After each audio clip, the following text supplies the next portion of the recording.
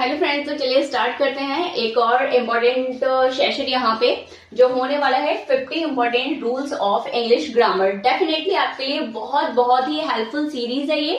तो शुरू करेंगे रूल नंबर 1। जैसे कि आप लोग देख पा रहे हैं यहाँ पे क्या लिखा हुआ है, सपोजिशनल सेंटेंस या फिर इमेजिनेटिव सेंटेंस। सपोजिशनल सेंटेंस और इमेजिनेटिव सेंटेंसेस क्या होते हैं, सबसे पहले वो जानेंगे। सपोज यानी कि किसी भी बात को क्या करना, केवल सोच लेना, हाइपोथेटिकल इमेजिनेशन, ठीक है। यानी कि जो काम हो भी सकता है और नहीं भी हो सकता, उसके होने के चांस बिल्कुल ना के बराबर होते हैं। जब किसी सेंटेंस में हम ऐसी कोई बात कहते हैं, उन सेंटेंसेस को कहा जाता है क्या, सपोजिशनल सेंटेंस। केवल सपोज कर सकते हैं, पॉसिबिलिटी उनमें बिल्कुल क्या है, कम होती है। या फिर हम उनको कह सकते हैं इमेजिनेटिव सेंटेंस, यानी कि काल्पनिक वाक्य, केवल हम कल्पना करते हैं। तो जब ऐसे सेंटेंसेस आते हैं तो उनसे क्या हमारी एरर बनती है और क्या स्ट्रक्चर रहता है, क्या क्या की पॉइंट्स हैं, वो सारी बातें मैं आपसे इस वीडियो में करने वाली हूँ। डेफिनेटली ये सेशन आपके लिए बहुत ही हेल्पफुल और इम्पोर्टेंट होने वाला है। अगर आप किसी भी एग्जाम की प्रिपरेशन कर रहे हैं, कोई भी टीचिंग एग्जाम हो आपका, UP TET, C TET, TGT, PGT या कोई भी अदर एग्जाम हो, ये रूल कहीं ना कहीं आपको देखने के लिए मिल ही जाएगा। यहाँ से आपका क्वेश्चन बनता ही है।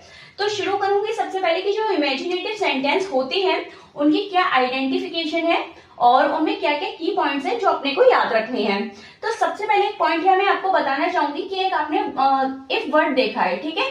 जरूरी नहीं है कि हर इफ से शुरू होने वाला जो सेंटेंस है वो केवल कंडीशनल होता है, क्योंकि ये हमारे माइंड में थॉट है कि अगर सेंटेंस इफ से स्टार्ट हुआ है तो वो हमारा कंडीशनल सेंटेंस होगा, लेकिन ऐसा नहीं है। जो आपके सपोजिशनल और इमेजिनेटिव सेंटेंस होते हैं वो भी हमारे किससे स्टार्ट हो सकते हैं, वो भी हमारे इफ से स्टार्ट हो सकते हैं। तो चलिए देखेंगे, जब भी किसी सेंटेंस में आई विश या फिर मतलब आपका कोई भी सब्जेक्ट आ सकता है, कोई भी सिंगुलर सब्जेक्ट हो सकता है या प्लूरल सब्जेक्ट हो सकता है।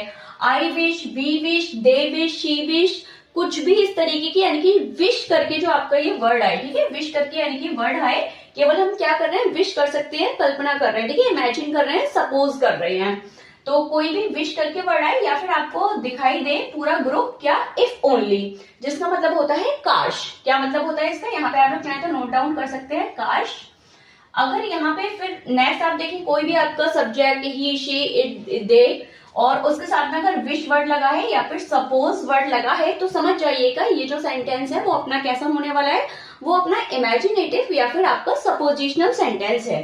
नेक्स्ट वन देखेंगे, और अगर सिंगल इफ भी आ रहा है और उसका क्या स्ट्रक्चर होगा और वो कब हमारा सपोजिशनल सेंटेंस या फिर इमेजिनेटिव सेंटेंस कहलाएगा, वो अभी हम